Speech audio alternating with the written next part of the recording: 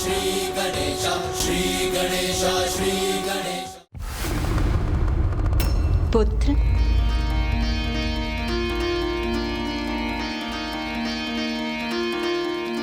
आज मैं अपने पुत्र के लिए कुछ विशेष लाई हूं।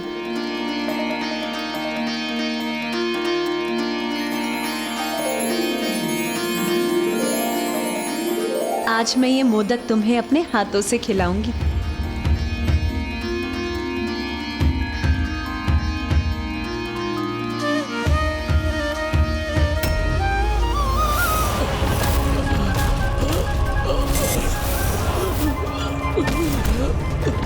माँ, मुझे भोजन दो माँ, मुझे भूख लगी है, मुझे भोजन दो माँ।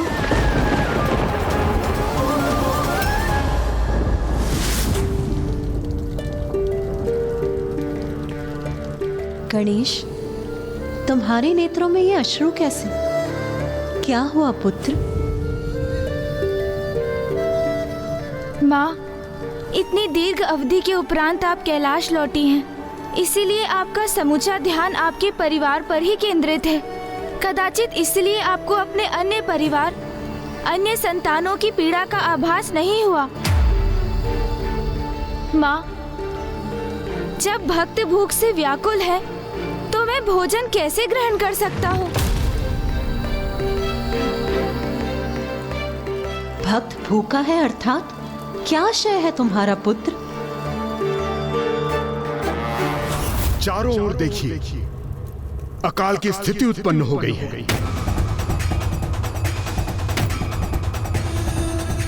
पेड़ पौधे सूख रहे हैं, लोगों में त्राही त्राही मच गई है, पीने के लिए एक बूंद पानी नहीं है।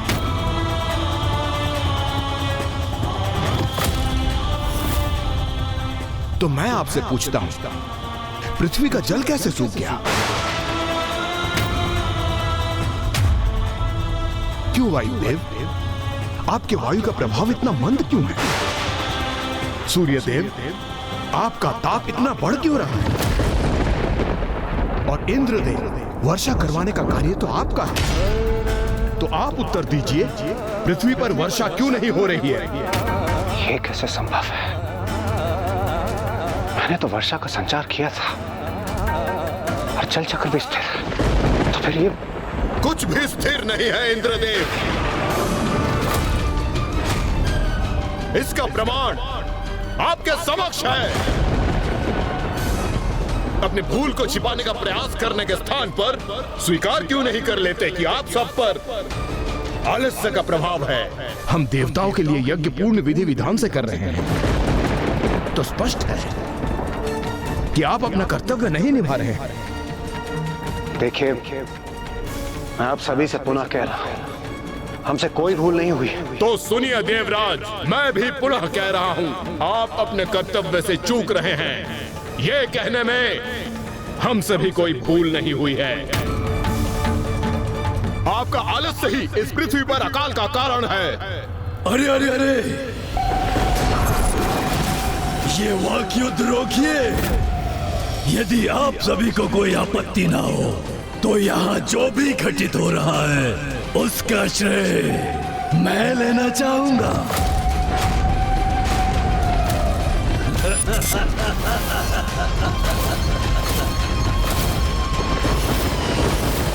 आप सभी देवता और ऋषिगण आपस में उलझे हुए हैं, किंतु सत्य तो यह है कि मैंने महाराज दुर्गमासुर के असुर तापिक ने उत्पन्न किया है सकाल को। मूर्ख, माता है सृष्टि की जननी और तू उनकी रचना से क्रीड़ा करेगा तो वो स्वयं तेरा अंत करेगी। अच्छा, तो कहाँ है तुम्हारी वो माता? बताओ, और वो जहां भी हो, किंतु मुझे रोकने की क्षमता नहीं होगी उनमें।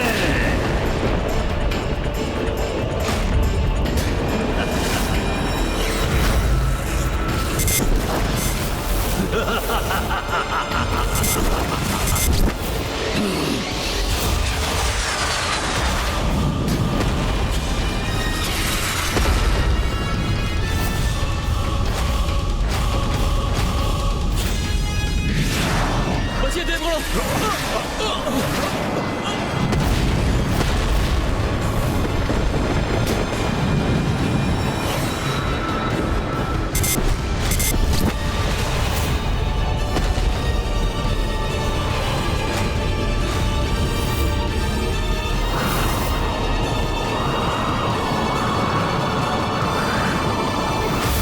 दुर्गमासुर एक असुर है, एक आहत असुर, इसीलिए हमें उसके प्रतिशोध की भावना को कम आंकने की भूल कदापि नहीं करनी चाहिए। गणेश जी ने हमें उससे सचेत भी किया था कि स्थिति विकट भी हो सकती है। तब से युद्ध करने में सक्षम नहीं है, अभी भी उस सामर्थ्य का अभाव है हम, किंतु हमें कुछ तो शीघ्र करना होगा इंद्रदेव।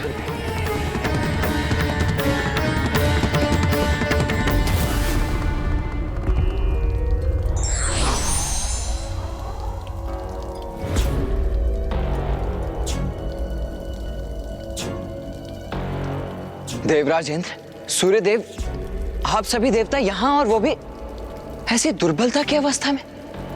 कुमार कार्तिक, गणेश जी का अनुमान उचित था। उस दुर्गमासुर ने अपनी असुरी प्रवृत्ति का परिचय एक बार पुनः दिया है। उसने पुनः हम पर और सृष्टि पर संकट उत्पन्न किया। दुर्गमासुर के असुर तापिक ने सर्वत्र अकाल उत्पन्न कर रखा है माता,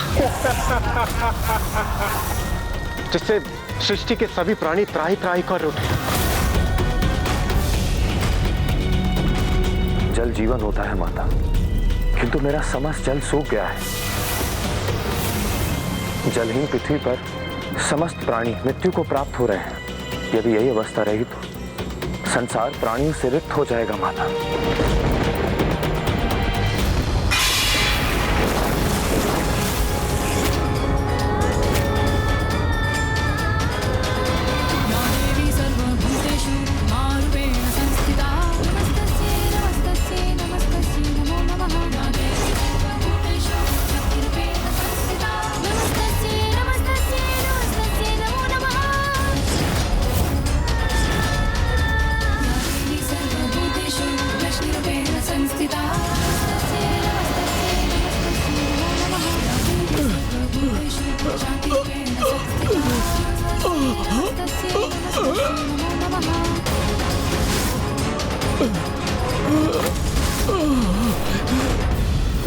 मेरी सृष्टि, मेरी संतानें इतने कष्ट में है, तो मैं अभी तक इससे इतनी अनभिज्ञ कैसे रही?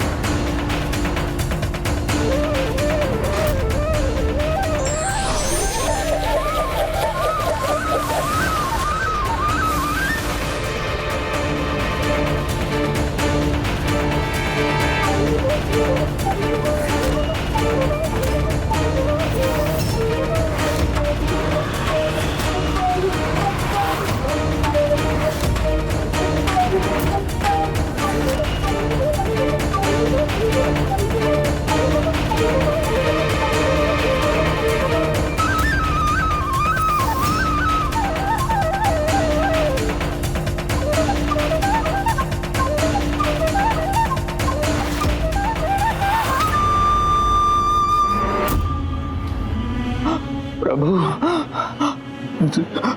जल, प्रभु कृपा कीजिए,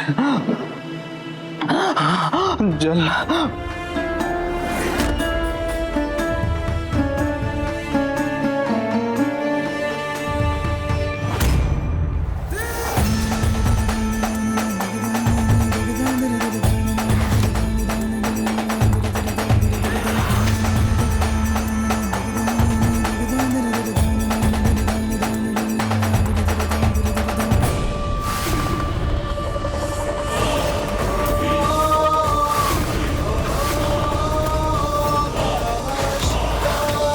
पार्वती,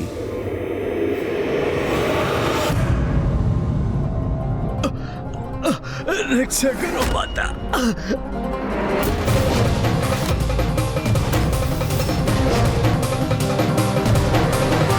सृष्टि में संतानों को कष्ट में देखकर माता को असहनीय वेदना हो रही है, इसलिए उनके नेत्र भी भर आए हैं।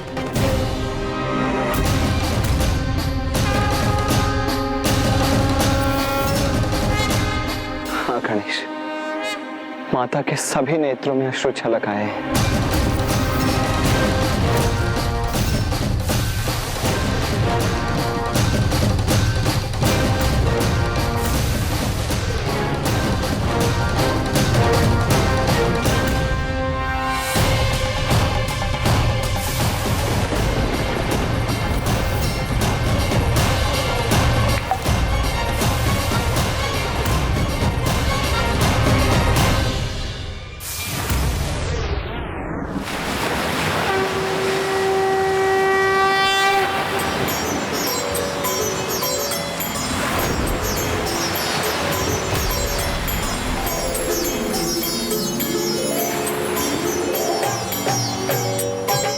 जग जननी जय जय, माँ जग जननी जय जय।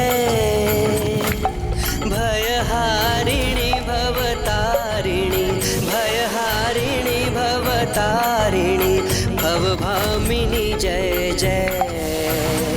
माँ जग जननी जय जय।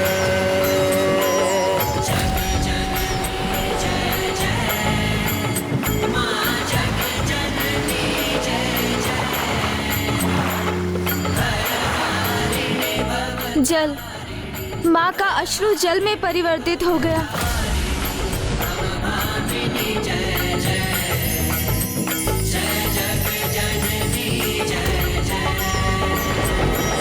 तू ही सच्चित सुखमय शुद्ध ब्रह्म रूपा,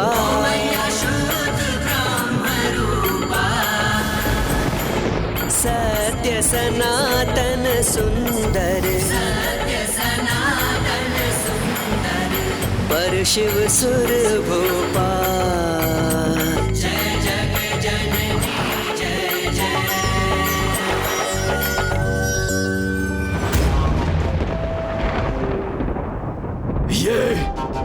ये क्या हो रहा है पृथ्वी पर? ये जलधाराएं कैसे उत्पन्न हुई? ये संसार में हरियाली फिर से कैसे छा रही है? मेरे रहते हुए किसने किया है ये? मैं ये कदापि नहीं होने दूंगा। तापिक हूं मैं, अपने ताप से सबको सुखा दूंगा। तापिक!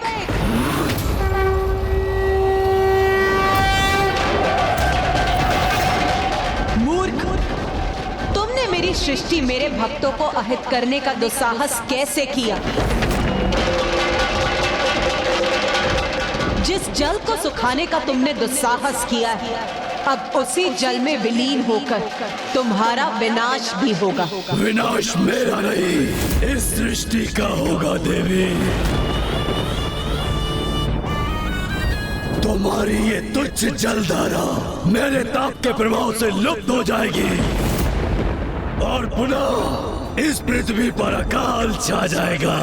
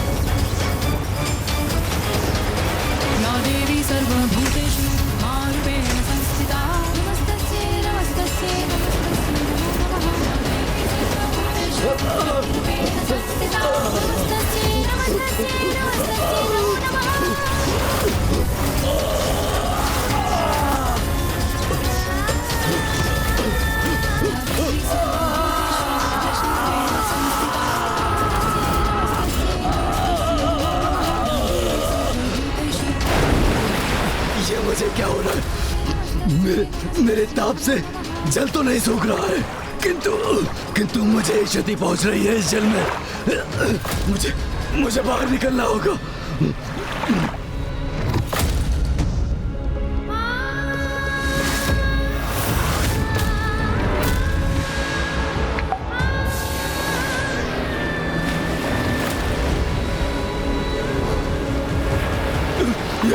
ये कैसे संभव है? मेरा शरीर जल में घुलता ही जा रहा है। नहीं, नहीं, नहीं।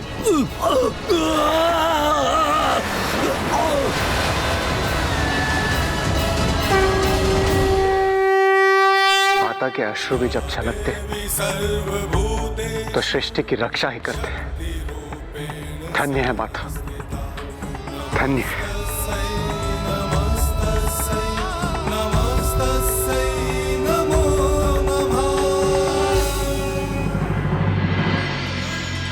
पार्वती,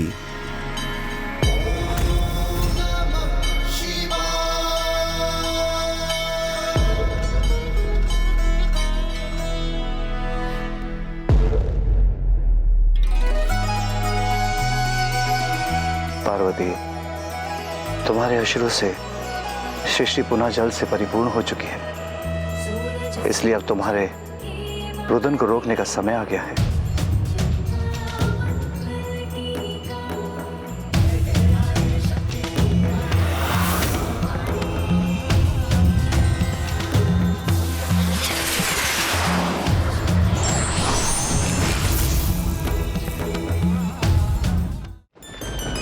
माँ, आपके अश्रु सृष्टि पर कृपा बनकर बरसे हैं। वहाँ पर पुनः जल प्रकट हुआ, वहाँ का सूखा और अकाल मिट गया। माँ, इस प्रकार आपने सृष्टि की पुनः रक्षा कर वहाँ के जीवन को संकट से मुक्त कराया।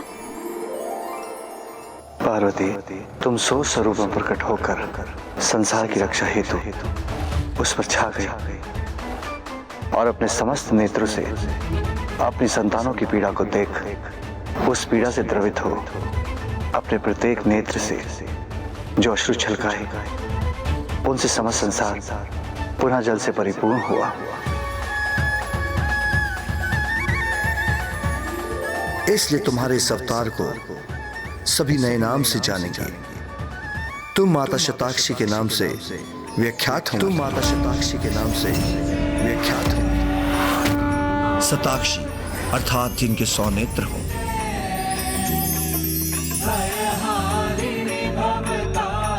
और तुम्हारा स्वरूप इस बात का प्रतीक है कि जगतजननी तो सर्वव्यापी है, जो सदा सृष्टि पर अपनी दृष्टि बनाए रहती है और उनकी दृष्टि से उनकी संतानों के सुख दुख कभी नहीं छिपते।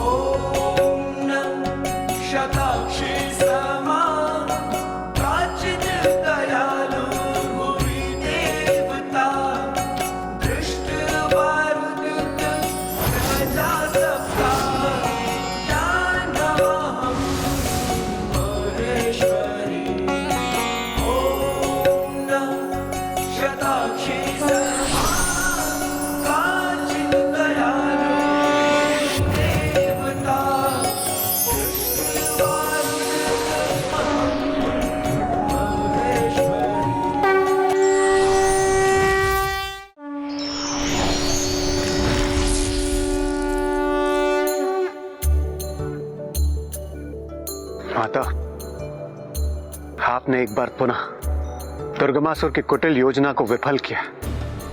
आपका कोटि कोटि धन्यवाद। माता, आपकी कृपा से सृष्टि का अकाल मिट गया है।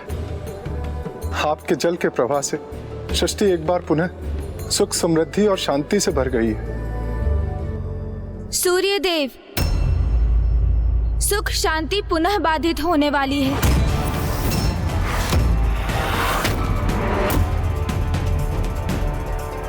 ये आप क्या कह रहे हैं प्रथम पूज्य गणेश जी? ऐसा दुस्साहस कौन कर सकता है? दुर्गमासुर, क्योंकि वो दुष्ट कदापि नहीं सुधरेगा।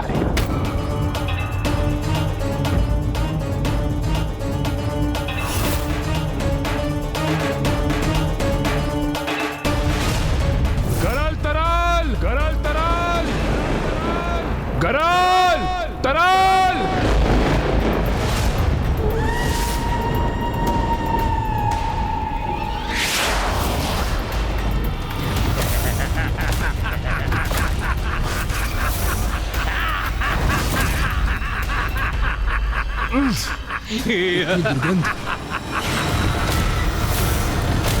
महाराज, गरल और तरल आपकी सेवा में उपस्थित हैं।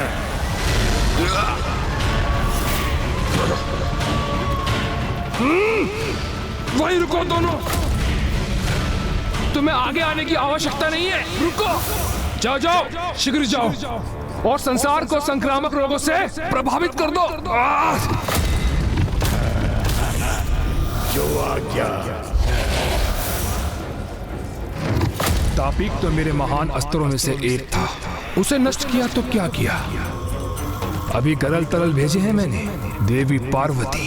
अब देखना, आपकी ये सृष्टि, आपके प्रिय भक्त ऐसे घातक रोगों से ग्रस्त होंगे कि उनके कष्ट दूर करने के लिए आपको स्वयं इस सृष्टि को भस्म करना ही होगा।